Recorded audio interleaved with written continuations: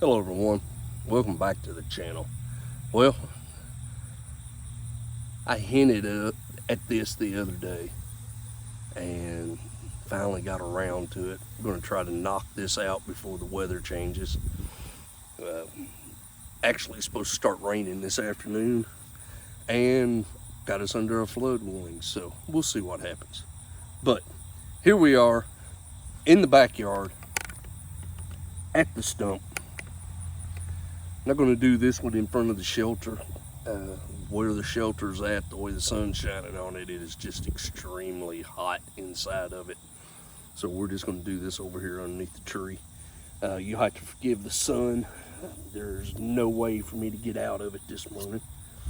But we are going to do a little field review on the JG-3. I've had this knife now for almost 3 weeks. I have got to beat around on it, use it a little bit, and wanted to just kind of get it out here and show it off. So let me get you resituated here and we'll see what we can do. So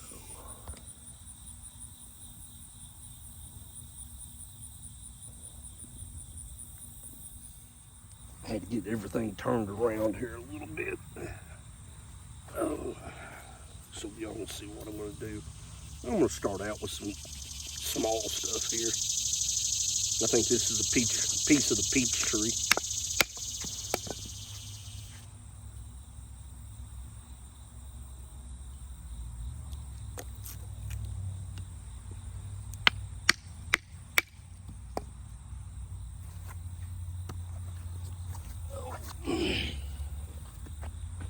So no issues there.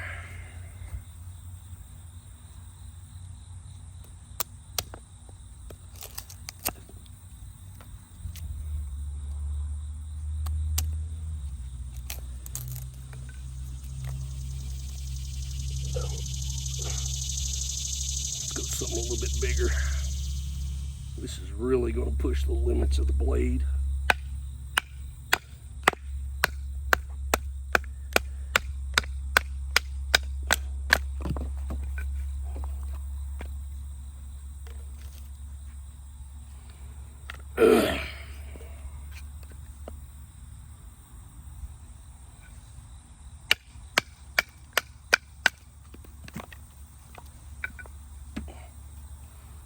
No issues, as you can see, and that piece of wood was almost the same diameter as the blade length. I had maybe a ½ inch left.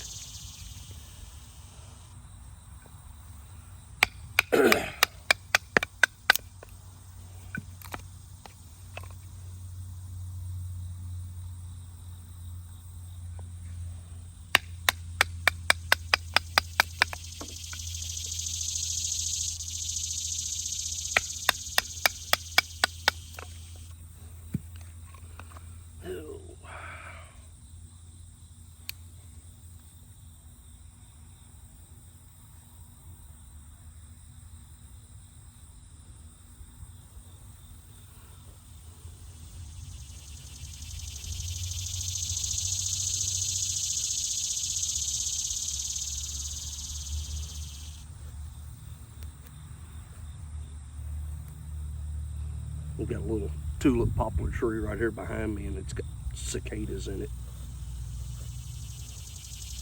They're doing their darndest to make sure everybody knows they're here.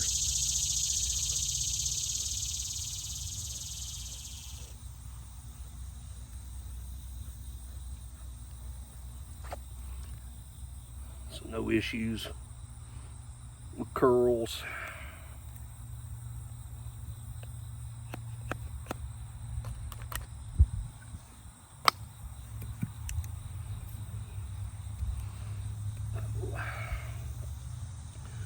Where I think this knife is really going to shine is going to be the small task, notches, camp tasks as far as cutting food and stuff like that.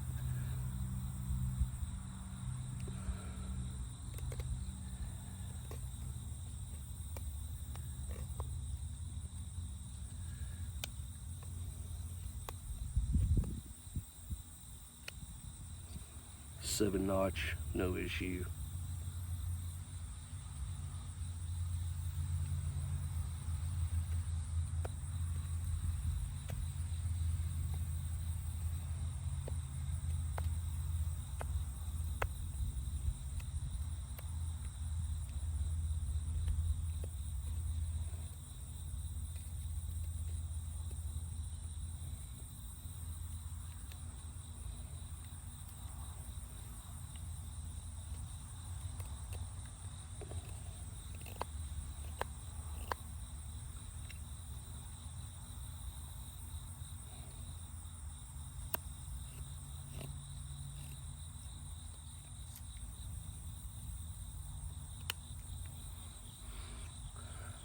Log cabin notch, no problems.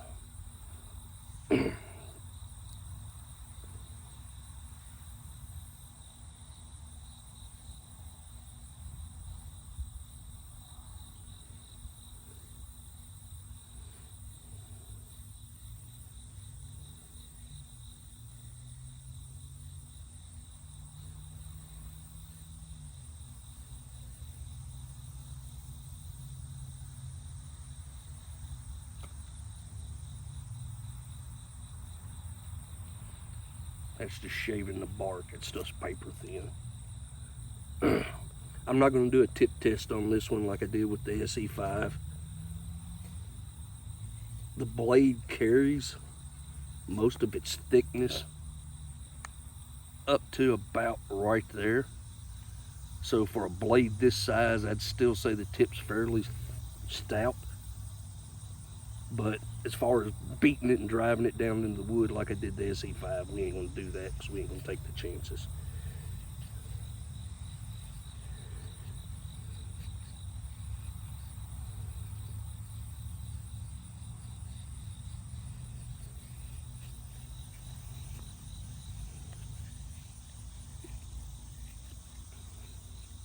Due to its size, you're gonna be limited on how big a piece of wood you can bust up and baton down, but as you saw, it handled batoning that, no problems. There's another little piece of peach.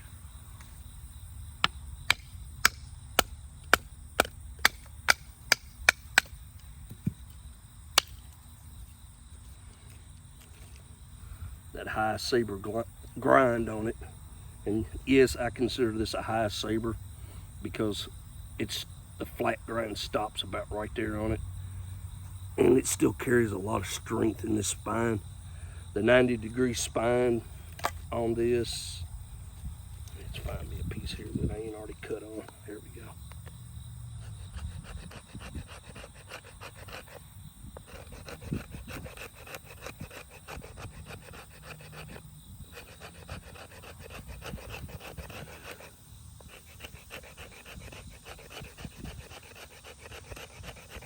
No issues with that. If there was one complaint that I found with this knife, it's got to be this little area right here. If you're holding it here, as you can see, that edge is awful close to your finger. And I have found myself a time or two getting my finger right up on the edge like that. Knock on wood, I haven't drawn blood with it, but I could see where if you were bearing down on it, trying to cut something, that would be a possibility. But overall, for a general purpose small utility knife, I haven't found anything that this knife hasn't done well. Let me get you switched back around here real quick. Oh, there we go. But like I said, overall, very, very impressed with it, with what I've been able to do with it for such a small knife. This has replaced the Azula 2 for my EDC. Comfort wise, the way the handle's shaped and everything, I've got to put the comfort on this one right up there with my LT Wright Bushcrafter. And that's kind of unusual for an ESEE. Most of the ESEEs where they had the flat slabs like this one usually are not comfortable with a lot of long-term use. This one, I have yet to find a hot spot. I have yet to find a spot that made my hands sore, and it didn't matter what I was doing with it. Even when I'm batoning, there's very little shock back through the handle. So overall, very, very pleased, very, very impressed, and highly, highly recommend this little thing. So there you go, short, sweet, to the point. Can't beat and bang on this one quite as much as I do some of my bigger ones, just because I don't have the blade length to do it. But something the size of a pop can, this won't have any problem busting it apart. And then where it really shines is in the fine task. Notches, does a great job with feather sticks. As you saw in the other video, the spine is incredibly sharp and does well with ferrule rods. If I had to have any complaint about the knife, it would be that little bit of edge there. Finger wants to get awful close to it. And then the only other complaint would be the sheath, and that's just because it's not left-handed friendly. So there we go. Short, sweet, to the point. Like, share, subscribe. I'll get another one up for you soon.